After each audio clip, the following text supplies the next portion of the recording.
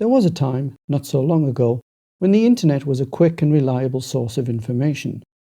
It wasn't a great deal of information, usually little more than a phone number displayed on a web page that you could call to get the reliable information that you needed. In 2006, Facebook began rolling out its Groups feature, and things began to change, for the worse.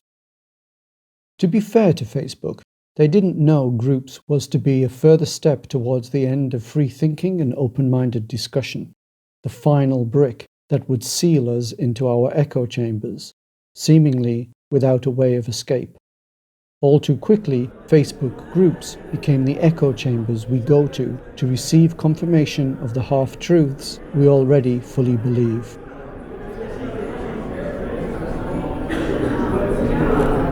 Quick, easy to consume with no real substance, Facebook Groups are the drive-through of bite-sized pieces of misinformation. Of course, it's not just Facebook Groups that is the cause. Bipartisan news broadcasters and newspapers have been skewering opinion and belief for decades. However, over the last 10 years or so, we have become significantly more tribal in our self-identity and that of others. People are lefties, alt-right, there's Antifa. We have Trump supporters rather than people who support Trump. In the UK, there are Ramonas, Brexiteers. Grouping people like this, we dehumanize them. It's what we do in war to make attacking the enemy more acceptable, killing the Taliban rather than people from Afghanistan, Nazis rather than Germans. Oh, how much easier it is to punch a Nazi than it is to punch a fellow countryman. By placing ourselves in these ready-made groups, we are denying everyone, including ourselves, the opportunity and the right to have individualized and nuanced opinion. It becomes almost impossible to accept that people can have significant or even slight differences of opinion to others in our own group.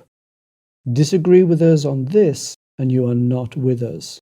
Therefore, you must be with them. Our opinions are becoming more simplistic. Right versus wrong, good versus bad. Yet the truth is, off-the-peg beliefs are made for no one. The real danger is that we are allowing ourselves to become so easily duped by those with any form of power. Asking the question, why do you believe that, to others, makes us ask the same question to ourselves. It can force us to dig deeper into the analysis of our own beliefs. Let me give an example. There are more people alive today than have ever lived. This is a belief that is held by many people. Maybe you are one of them. My question is, why do you believe that? To answer with something simple and dismissive as, because it's true, won't work. The response generates the obvious second question, why do you think it's true? How do you know everyone believes it? Which almost puts us back to square one. A common answer is something along the lines of, I came across it somewhere. Some people will be able to pinpoint exactly where they came across it, a reliable source, a family member or respected journal. So here is something to keep in mind. The information source is no measure of the information's accuracy. Hundreds of years ago, respected people in authority told us the sun orbited the Earth. In the 1970s, scientists told us we were heading for a mini ice age. Climate experts believe the next ice age is on its way. Temperatures have been dropping for 30 years. According to some climatologists, within a lifetime, we might be living in the next ice age. Doctors used to recommend smoking as a way of relaxing. Remember, millions of people can be wrong. We judge the accuracy of something from evidence, not from the claim's source. By asking ourselves the question, why do I believe that? We immediately open up to the idea that our belief might be unfounded, at least in part.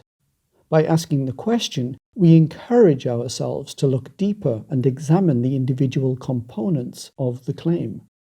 In our example, there are more people alive today than have ever lived. We can ask, what do we mean by today? Is it the literal meaning? Are all the people who were alive and died yesterday part of the people who have ever lived group? By today, do we mean this year, this decade, or even something more vague, such as modern times? Go far enough back in the past, and the claim loses its potency quicker than it loses its meaning. So we stop believing and we start questioning.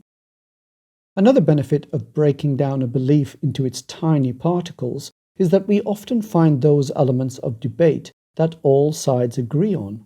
These elements are the best place to begin a discussion, an open-minded, fair debate. By identifying the elements we all agree on, allows us to do two things. One, it starts a debate from a mutually respectful and neutral ground. Two, we identify the things we really disagree on, so we can focus a discussion on those elements without getting lost in the big picture. This results in a much more worthwhile, meaningful, and productive debate. It might not end in agreement, but it will be a more enjoyable and intellectually stimulating event. We live in a time when there is so much fake news, it comes in different varieties. So more than ever, we need to develop our critical thinking skills and begin analyzing not just the claim, but the component parts of the claim, so we have a better chance of identifying the truth from the rest. Doing so makes it more difficult for others to control our thoughts, our opinions, and our beliefs. It frees us from our echo chambers. We start that process to freedom by asking the question, why do I believe that? And we should never stop asking it.